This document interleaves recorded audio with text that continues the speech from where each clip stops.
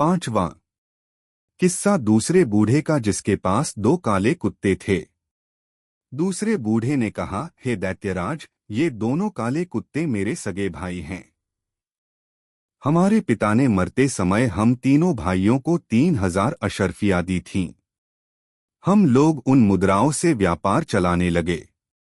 मेरे बड़े भाई को विदेशों में जाकर व्यापार करने की इच्छा हुई, सो उसने अपना सारा माल बेच डाला और जो वस्तुएं विदेशों में महंगी बिकती थीं उन्हें यहाँ से खरीदकर व्यापार को चल दिया।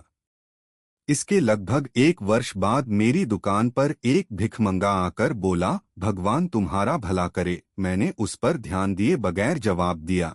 भगवान तुम्हारा भी भला करे। उसने कहा कि क्या तुमने मुझे पहचाना नहीं?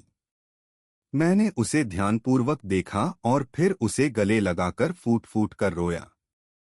मैंने कहा, भैया, मैं तुम्हें ऐसी दशा में कैसे पहचानता?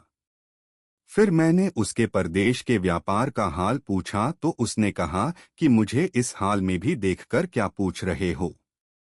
फिर मेरे जोर देने पर उसने वे सारी विपदाएं बताई जो उस पर पड़ी थीं और बोला कि मैंने संक्षेप ही में तुम्हें सब बताया है। इससे अधिक विस्तार से बताऊंगा तो मेरा भी दुख बढ़ेगा और तुम्हारा भी। उसकी बातें सुनकर मैं अपने सभी काम भूल गया। मैंने उसे स्नान कराया और अच्छे वस्त्र मंगाकर उसे पहनाए। फिर मैंने अपना हिसाब देखा तो मालूम हुआ कि मेरे पास 6000 रुपए हैं। मैंने 3000 रुपए अपने भाई को देकर कहा कि तुम पिछली हानि भूल जाओ और इस 3000 से नए सिरे से व्यापार करो। उसने रुपयों को सहर्ष ले लिया और नए सिरे से व्यापार करने लगा और हम सब लोग पहले की तरह रहने लगे। कुछ दिनों बाद मेरे छोटे भाई की इच्छा हुई कि विदेश जाकर व्यापार करे। मैंने उसे बहुत मना किया, लेकिन उसने मेरी बात न मानी और अपना सारा माल बेच बाच करके वस्तुएं खरीद लीं जो विदेशों में महंगी मिलती हैं। फिर उसने मुझसे विदा ली और एक कारवां के साथ जो विदेश जा रहा था रवाना हो गया। 1 वर्ष के बाद मेरे बड़े भाई की तरह वह भी अपनी सारी जमा पूंजी गंवाकर फकीर बनकर मेरे पास वापस आया।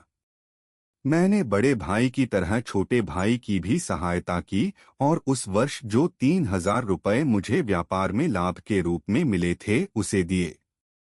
वह भी नगर में एक दुकान लेकर पहले की तरह व्यापार करने लगा और सब कुछ पहले की तरह ठीक ठाक चलने लगा। कुछ समय बीता था कि मेरे दोनों भाइयों ने मुझसे कहा, हम सभी लोग विदेश जाकर व्यापार करें। पहले मैंने इनकार किया और कहा कि तुम लोगों ही को विदेशी व्यापार से क्या लाभ हुआ है जो मुझे भी इस बार चलने को कह रहे हो। तब दोनों मेरे साथ बहस करने लगे और कहने लगे कि कौन जाने इस बार तुम्हारे भाग्य और तुम्हारी व्यापार बुद्धि ही से हम दोनों की तकदीर जाग जाए और हमारे सारे सपने पूरे हो जाएं। मैंने फिर इनकार कर दिया, लेकिन ये मेरे पीछे पड़े रहे। यहाँ तक कि इसी बहस में 5 वर्ष बीत गए और इस अवधि में उन्होंने मेरी जान खा डाली। तंग आकर मैंने उसकी बात मान ली। मैंने व्यापार के लिए आवश्यक वस्तुएं मोल ले लीं। उसी समय मुझे ज्ञात हुआ कि मेरे भाइयों ने मेरा दिया हुआ धन खर्च कर डाला है और उनके पास कुछ नहीं बचा। मैंने इस पर भी उनसे कुछ नहीं कहा। उस समय मेरे पास 12,000 रुपए थे। उसमें से आधा धन मैंने दोनों को दे दिया और कहा कि भाइयों, बुद्धिमानी और दूरदर्शिता इसी में है कि हम अपना आधा धन व्यापार में लगाएं और आधा अपने घर में छोड़ जाएं। अगर तुम दोनों की तरह इस बार भी हम सबको व्यापार में घाटा हो तो उस समय घर में रखा हुआ धन काम आएगा और हम लोग उसे व्यापार में लगाकर अपना काम चलाएंगे। मैंने उन्हें 3,000 रुपए दिए और इतनी ही राशि अपने लिए रखी और बाकी 3,000 रुपए अपने घर में एक गहरा गड्ढा खोदकर उसमें दबा दिया।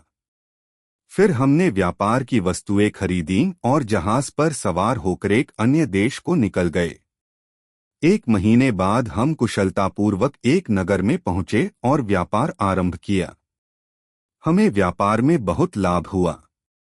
फिर हमने उस देश की बहुत सी अच्छी वस्तुएं अपने देश में बेचने के मंतव्य से मोल लीं। जब हम उस स्थान पर लेन देन कर चुके और जहाज पर वापस आने के लिए तैयार हुए तो एक अत्यंत सुंदर स्त्री फटे पुराने कपड़े पहने हुए मेरे सामने आई। उसने जमीन पर गिरकर मुझे सलाम किया, मेरा हाथ चूमा और मुझसे निवेदन किया कि मेरे साथ विवाह कर लो।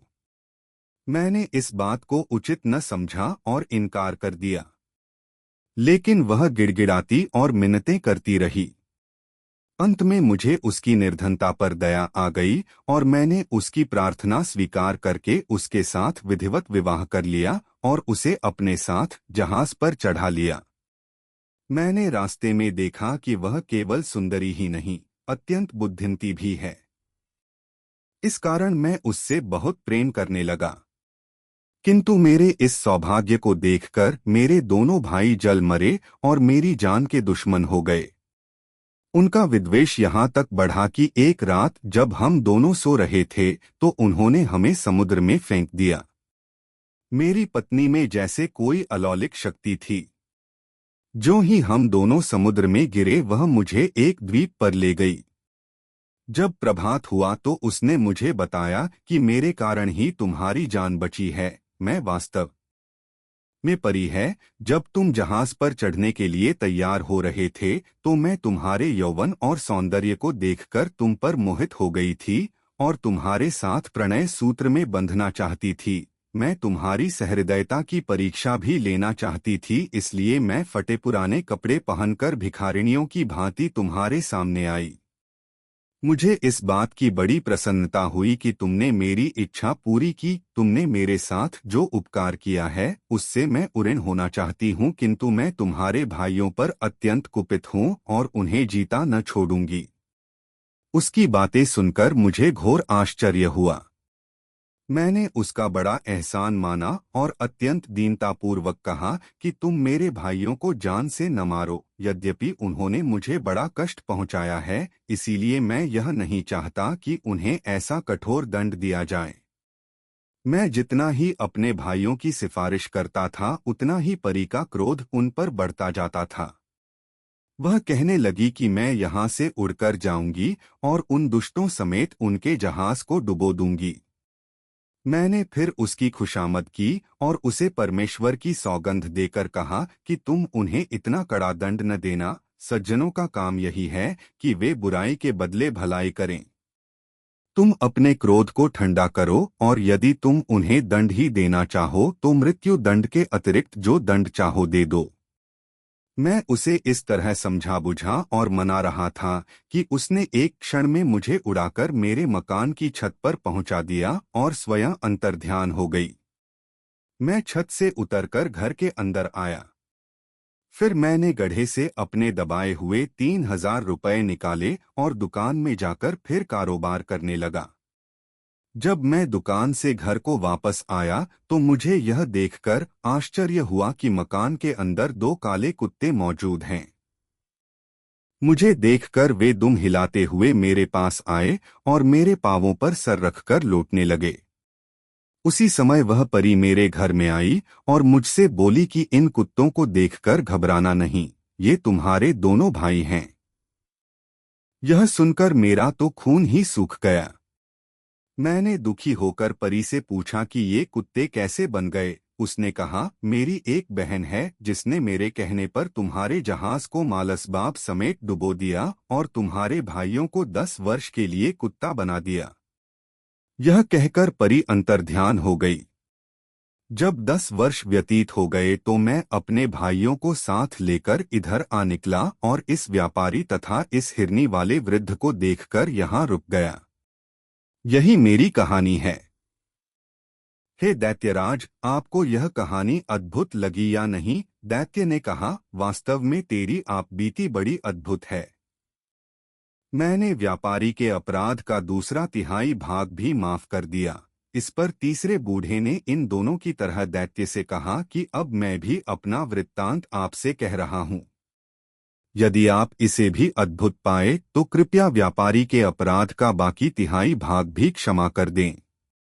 दैत्य ने यह बात स्वीकार की और कहानी सुनाने को कहा।